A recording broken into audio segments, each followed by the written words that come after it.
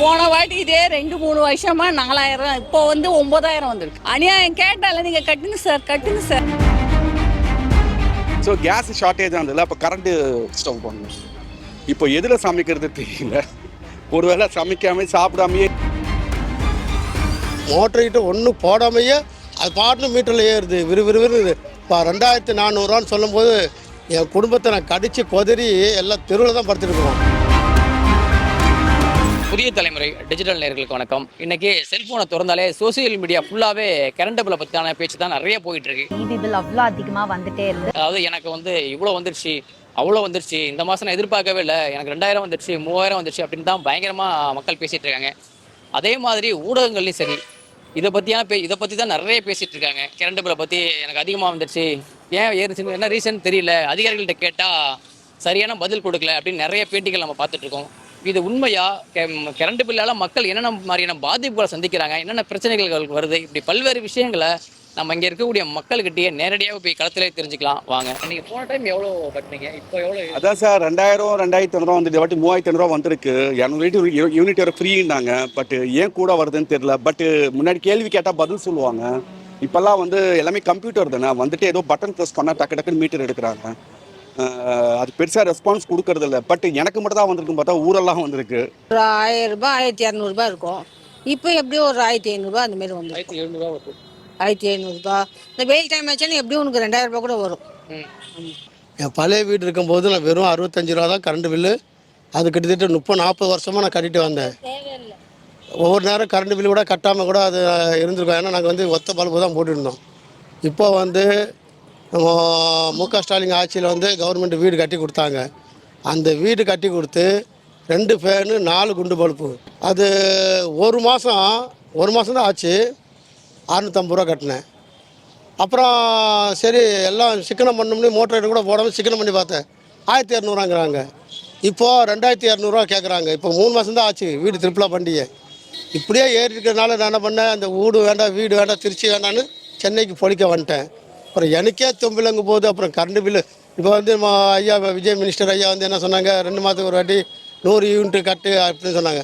இது 100 யூனிட் அது ஓடினதான motor heater ஒன்றும் போடாமையே அது பாட்டு மீட்டரில் ஏறுது விறுவிறுவிறு. இப்போ 2400 சொல்லும்போது என் குடும்பத்தை நான் கடித்து கொதறி எல்லாம் தெருவில் தான் படுத்துருக்குறோம். போன வாட்டி இதே 2-3 வருஷமா 4000, இப்போ வந்து 9000 வந்திருக்கு.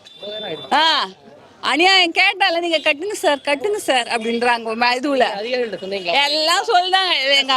அவங்கெல்லாம் நீங்க முதல்ல கட்டுங்க அப்புறமா பார்க்கலாம் அப்படின்னு சொல்றாங்க. ஒரு இதுவும் கிடையாது. இது மட்டும் இல்லை, அரிசி விலை ஒவ்வொரு கிலோவுக்கும் அவ்வளோ ஜாஸ்தியாக இருக்கு. இல்லை கேட்குறேன், இந்த 3 மாசத்துல இப்படி பண்ணிட்டோம் அப்படின்னு சொல்றாங்களே சட்டத்தில். என்ன சொல்றாங்க, உங்களுக்கு அதிகமாகிடுச்சா? எல்லாமே அப்படிதான் இருக்கு. 4500 இருந்துச்சு. வீட்டில் மிக்சி கிரைண்டர் எல்லாமே இருக்கிறதுனால இந்த கரண்ட் பில்லை பார்த்தா கிட்டத்தட்ட ஒரு 8000 வந்துட்டு. காரணம் கேட்டால் இல்லை நாங்கள் கரெக்டாக தான் போட்டிருக்கோமுங்காங்க. இபி ஆஃபீஸில் கேட்டால் இல்லை கரெக்டாக தான் வந்திருக்குங்காங்க. இவங்க 100 யூனிட் ஃப்ரீங்காங்க, 200 யூனிட் ஃப்ரீங்காங்க. அந்த ஃப்ரீயை கழிக்காங்களா கழிக்கலையா என்னென்னு செய்யலை.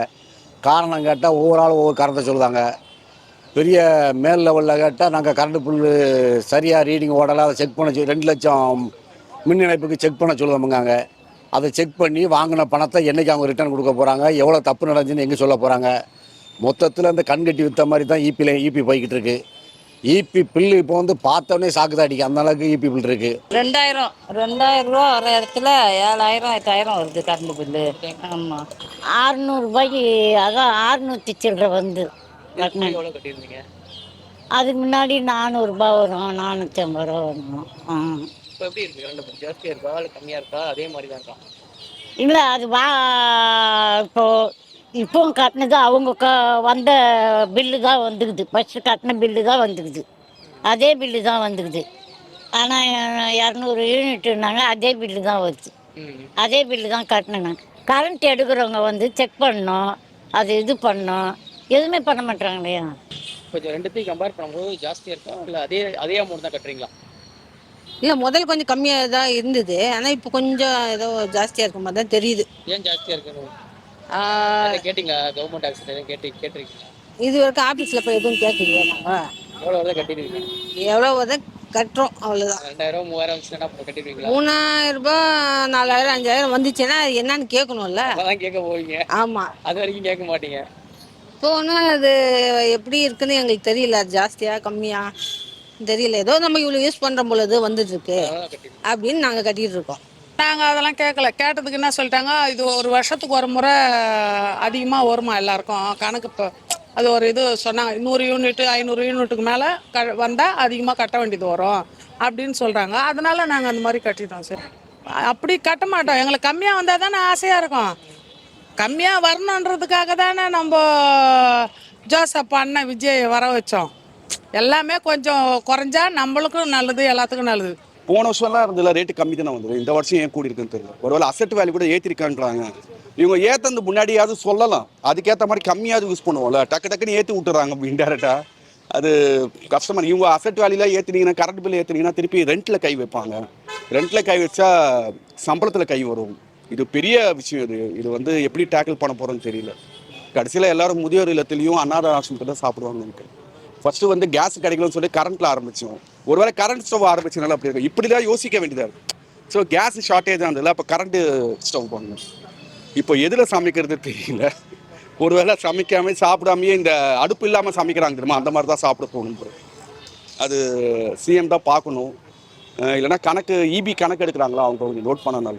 கரண்ட் பில்லு வந்து இவங்க வாட்டில் வீட்டில் இல்லாமல் மீட்டரில் போன மாதம் பில்லை பார்த்து இந்த மாதம் பில்லு அதே பில்லை போட்டு போயிருதான். வீட்டுக்கு ரீடிங் எடுக்கக்கூடியவங்க ஒழுங்காக வீட்டில் மீட்டரை பார்த்து ரீடிங் எடுக்க கிடையாது. ஆள் இல்லையா, அந்த ஆள் இல்லாத வீட்டில் கரண்ட் பில் குறையா வரும். 10 நாள் ஒரு வாரம் ஆள் ஊரில் இல்லைன்னா குறையா வரும். இவன் அதுக்கு முந்தின பில் அவன் பாட்டில் போட்டுட்டு போயிடுறான்.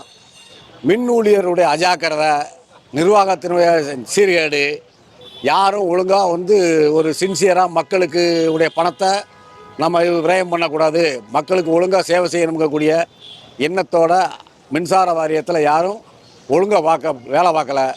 ஆள் இல்லாத வீட்டில் போன பிள்ளை இந்த மாதிரி பிள்ளை போட்டு போயிடுறாங்க. கரண்ட் பில் ரீடு எடுக்க கொத்து மதிப்பாக கடைசியில் 300 யூனிட் இருந்துச்சுன்னா 800 யூனிட் மாற்றி போட்டு போயிடுறான். 600 யூனிட்னா 800 மாற்றி போட்டு போயிடுறான். கேட்டால் அந்த நம்பர் மிஸ்டேக் ஆயிடுச்சுங்காங்க. இவங்க மிஸ்டேக் பண்ணதுக்கு மக்கள் ரூபாய் கட்டிக்கிட்டு இருக்காங்க. இது யார்கிட்ட போய் சொல்ல? நிர்வாக ரீதியாக வந்து மின்சார வாரியமும் மின்சார மந்திரியும் தான் இதுக்கு நடவடிக்கை எடுக்கணும். மக்கள்லாம் கொதிச்சு போயிருக்கான். இதுக்கு ஒரு நல்ல முடிவு உங்கள் சேனல் மூலம் வரட்டும். எந்த ஆட்சியிலுமே ரீடிங் ஒழுங்காக எடுக்க மாட்டாங்க. அப்புறம் வந்து அந்த ரீடிங் புக்கு வந்து ஒழுங்காக கொடுக்க மாட்டேன்றாங்க.